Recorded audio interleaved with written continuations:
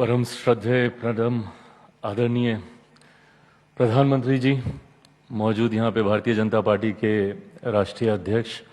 मौजूद यहाँ पर आदरणीय रक्षा मंत्री जी, आदरणीय गृह मंत्री जी, मौजूद यहाँ पे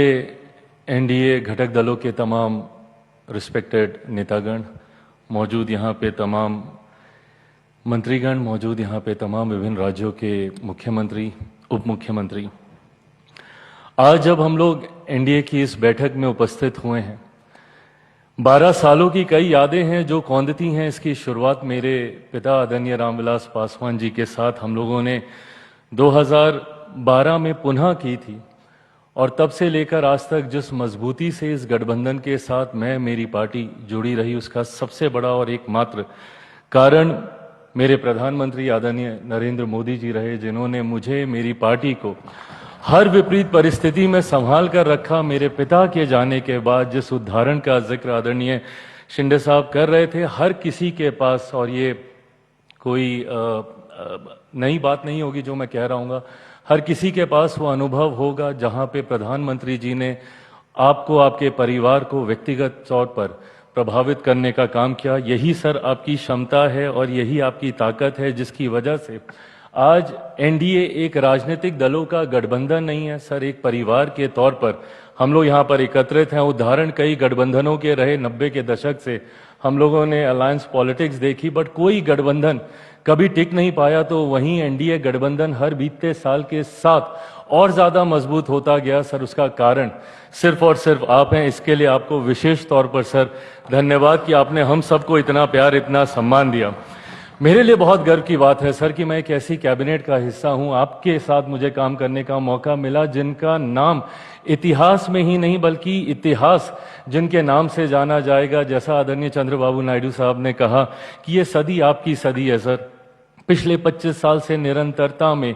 हेड ऑफ द गवर्नमेंट के तौर पर आपका कार्यकाल, आज हम लोग जिस दिन यहाँ पर एकत्रित हुए हैं, आज देश के सबसे ज्यादा लॉन्गेस्ट सर्विंग प्राइम मिनिस्टर के तौर पर सर, ये ख्याति सिर्फ आपकी ख्याति नहीं सर, करोड़ों उन लोगों की ये ख्याति है जिन्होंने आपके ऊपर निरंतरता में विश्वास किया। और यही कारण है सर कि आज जब आपके निर्णय देश की बड़ी आबादी को प्रभावित करते हैं तो लोगों का विश्वास आप पे बढ़ता है। आपने पिछले 12 सालों में हमारी सीमाओं को आपने सुरक्षित रखा सर, भले वो एयर स्ट्राइक के माध्यम से हो, भले वो ऑपरेशन सिंदूर के माध्यम से हो, तो वहीं अंतरिक्ष के माध्यम से भी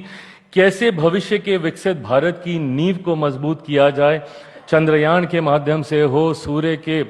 उस चांद के उस दौर पर पहुंचने वाला पहला यान भारत के द्वारा बनाया गया। ये तमाम उपलब्धियां सर पुनः हम सबके विश्वास को आपके प्रति और ज्यादा मजबूत करने का काम करती हैं सर। एक तरफ जहां देश के इंफ्रास्ट्रक्चर को आपने मजबूती देने का काम किया, कनेक्टिविटी को आपने बढ़ाने का काम किया, बिजली पानी घर घर गांव-गांव तक पहुंचाने का काम किया, तो वहीं गरीब कल्याण योजनाओं के माध्यम से सर आपने ये भी सुनिश्चित किया कि देश की बड़ी आबादी को कम से कम रोटी की चिंता ना हो, जो पैसे बचे उसकी प्रति आय में वो जुड़े, उसकी प्रति व्यक्ति आय में इजाफा हो। 80 करोड़ लोगों को प्रधानमंत्री गरीब जन कल्याण अन्न योजना के माध्यम से राशन देने की बात हो या आयुष्मान के माध्यम से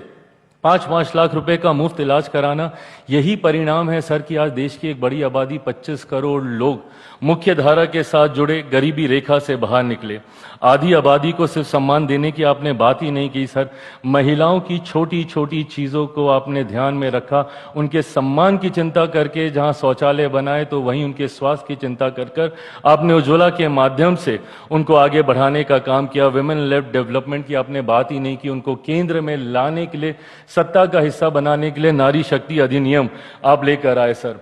हर वर्ग का सर आपने ध्यान रखा, जहां एक तरफ गरीब उच्च वर्ग के ही क्यों ना हो पर उनको भी आपने आरक्षण देने का काम किया, तो वहीं सर आपने मंडल कमीशन को संवैधानिक दर्जा देकर पिछड़े वर्ग से आने वाले लोगों को भी सशक्त करने का काम किया। वहीं अनुसूचित जाति से आने वाले लोगों को सम्मान देने के लिए बाबा साहेब के जितनी भी जगहें थी उनको पंचतीर्थ के तौर पर सर आपने विकसित करने का काम किया। मऊ में उनकी जन्म भूमि हो, लंदन में उनकी शिक्षा भूमि हो, चैत्य भूमि हो, दीक्षा भूमि हो नागपुर में, या जहां पे आखिरी के दिनों में उन्होंने प्रवास किया। ये तमाम चीजें दर्शाती हैं सर कि आपने हर वर्ग को अपने साथ जोड़कर आगे चलने का काम किया। देश की राजनीति में जितने विवादित मुद्दे रहे जैसा जिसमें मेरे जैसे लोगों ने दशकों से राजनीति होते हुए देखी, भले वो राम मंदिर का मुद्दा हो या धारा 370 का मुद्दा हो, उस पर भी सर आपने पूर्ण विराम लगाने का काम किया। आपने देश की हर भाषा को अपनाया, हर मन से हर भाषा में अपना संबोधन दिया, हर वेशभूषा को आपने सम्मान दिया सर, भले वो साफा हो, पगड़ी हो, मैं जहाँ से आता हूँ हमारा पाग हो या गले में गमछा हो, आपने हर उस चीज़ को सम्मान देने का काम किया सर। खाद्य प्रसंस्करण मंत्री होने के नाते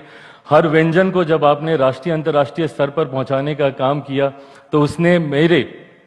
कार्य को आसान किया। आपके सपने को भारत एक ग्लोबल फूड बास्केट बने, उसके लिए सर आपने हर उस व्यंजन को सम्मान दिया। झाल मूढ़ी हो सर या हमारे यहाँ का मखाना हो, मखाना बोर्ड भी आपने बनाया, श्री अन्न हो सर या सी बकथॉन हो, ये तमाम चीज़ों को सर आपने राष्ट्रीय अंतर्राष्ट्रीय पहचान दिलाने का काम किया। मैं सर एक बिहारी होने के नाते ये ज़रूर कहूँगा कि आपने जिस तरीके से मेरे राज्य को हाथ पकड़कर मुख्य धारा के साथ जोड़ने का काम किया, लाखों करोड़ों की परियोजनाओं को न सिर्फ आपने उसका शिलान्यास किया बल्कि आपने उसका उद्घाटन भी करने का काम किया। आज मेरा बिहार धीरे धीरे मुख्य धारा के साथ जोड़ रहा है, उसका कारण आप हैं सर। एक बार फिर से मैं अपनी तरफ से, अपनी पार्टी लोक जनशक्ति पार्टी रामविलास की तरफ से आपके द्वारा किए गए देश समर्पित हर एक कार्य को नमन करता हूं और इस बात को शायद मैं